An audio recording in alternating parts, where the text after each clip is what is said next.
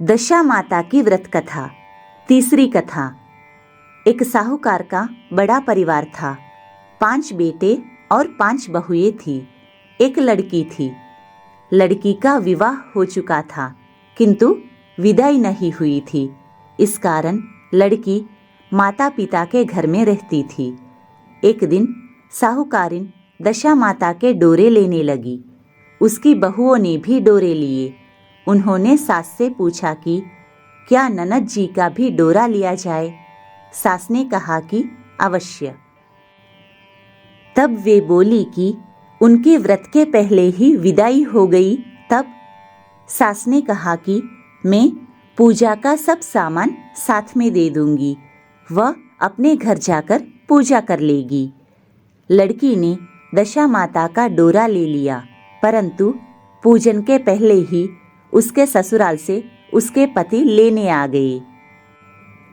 माता ने विधि पूर्वक लड़की की विदाई की, पूजा का सब सामान रख दिया। जब वह अपने घर पहुंची तो पास पड़ोस की स्त्रियां नई बहू को देखने आई। सब लोग उसकी प्रशंसा करने लगी। किसी की नज़र डोरे पर पड़ी तो वह बोली कि बहू की माँ बड़ी टोटका पसंद स्त्री है। इतना जेवर होते हुए भी सूत के 2 तागे उसके गले में क्यों पहना दिए हैं। सास, ननद, देवरानी, जेठानी, घर की सभी स्त्रियां बैठी तो उसी डोरे की सभी ने निंदा की। बहू का जी ऊब गया। तब उसने डोरे को तोड़कर जलती हुई भट्ठी में डाल दिया। डोरे में आग लगते ही उनके सारे घर में आग लग गई। सब अपने अपने प्राण लेकर भागे। उस जलते घर में वही स्त्री पुरुष दोनों रह गए। दोनों जने भी गांव छोड़कर चले गए। आगे स्त्री, पीछे उसका पति। दोनों चलते चलते उस गांव में पहुंचे जहां की वह लड़की थी। उसने पति से कहा कि जब तक कोई जीविका नहीं है तब तक तुम भाड़ झोंक कर पेट भरो, मैं भी मजदूरी करती हूँ। पति भाड़ झोंकने लगा और स्त्री एक कुएं पर जा बैठी। उस कुएं पर सारे गांव की स्त्रियां पानी भरने आती थी। उस लड़की की भाभी भी आई और उसे वहां बेहाल बैठी देखकर बोली, बहन, तुम किसी भले घर की मालूम होती हो, कैसे बैठी हो? किसी के यहाँ काम करोगी? लड़की बोली, अवश्य, परंतु ना तो नीच की टहल करूंगी, ना खराब खाना खाऊंगी। बड़ी भाभी बोली कि हमारे घर में तुम्हारे लिए नीच काम है ही नहीं। जब से हमारी ननद ससुराल चली गई है तब से हमारे बच्चे हैरान होते हैं। तुम उन्हीं को खिलाती रहना।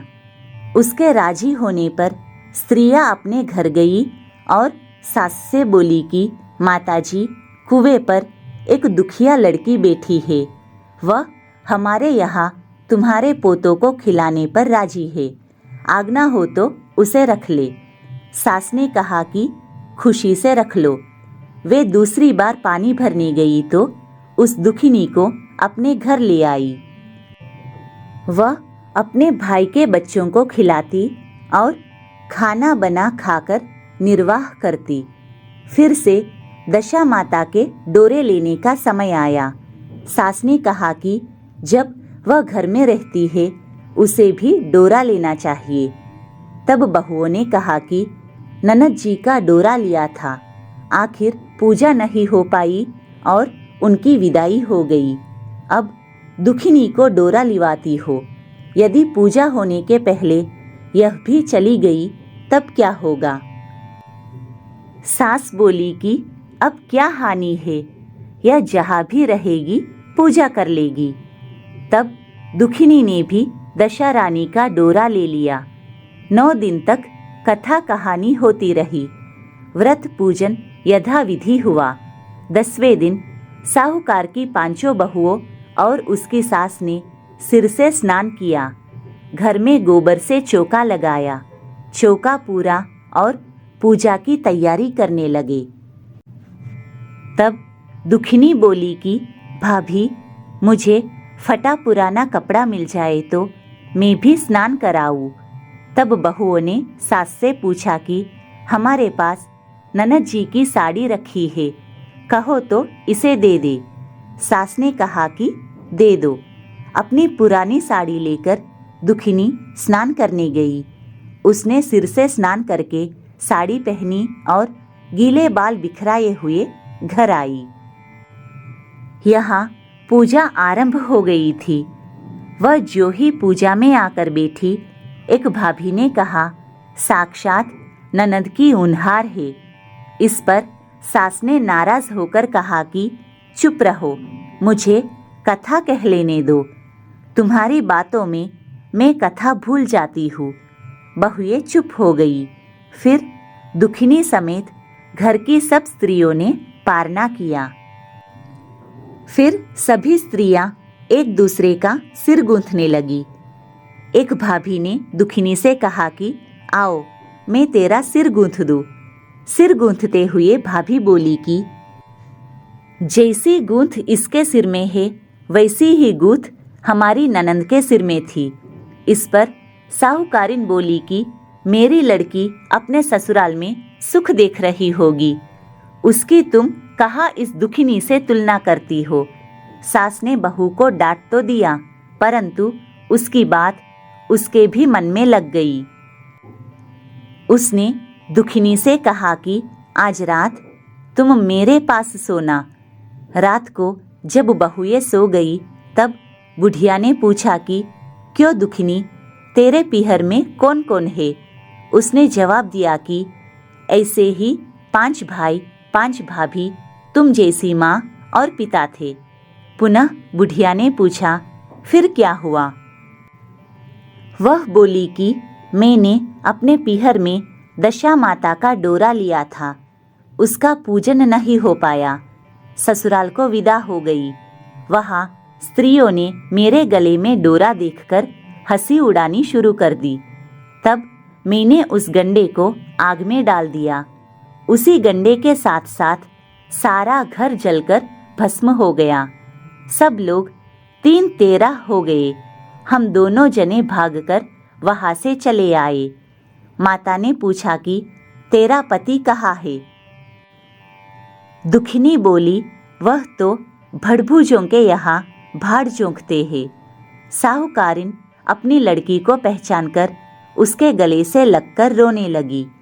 उसके रोने का शब्द सुनकर 5 लड़के उसके पास आए। तब बुढ़िया ने कहा कि यह दुखिनी कोई और नहीं, तुम्हारी सगी बहन है। तुम्हारा बहनोई भड़भूंजें के यहाँ भाड़ झोंकता है। दशा रानी के कोप से इसकी ऐसी गति हुई है। सवेरा होते ही 5 भाई भड़भूंजें के घर गए और जैसे तैसे दामाद को घर लाए। उन्होंने उसे स्नान कराया और उत्तम वस्त्र पहनाए। कुछ दिनों बाद उन्होंने दुखिनी को उसके साथ विदा कर दिया। दुखिनी अपनी दशा पर विचार करती हुई जब ससुराल जा रही थी, तब मार्ग में उसे एक नदी मिली, जहाँ कुछ अप्सराएं नहाकर दशा रानी का गंडा ले रही थी। उनके पास एक गंडा अधिक था। उनमें से एक ने डोली के पास जाकर पता लगाया और दुखिनी को वह डोरा झिला दिया। जब दुखिनी घर पहुंची, तब उसकी सास और देवरानी जेठानी सब उसकी बाट देख रहे थे। दुखिनी ने कहा कि तुम लोगों ने पहले दशा रानी के डोरे की निंदा की थी, इसलिए सबका बिछोह हुआ और घर का धन धान्य स्वाहा हो गया था। अब की बार कोई गंडे की चर्चा न करना। सब ने खुशी से उसकी बात मान ली। 9 दिन कथा कहानियाँ हुई। 10वें दिन विधि से गंडे की पूजा हुई। 7 सुहागनें न्योती गई। मेहंदी आदि से उनका श्रृंगार कराकर आंचल भरे गए। इस प्रकार खुशी से दशा रानी का पूजन हुआ। दशा रानी ने जैसे दुखिनी की दशा फेरी, वैसी ही वह सब पर कृपा करे।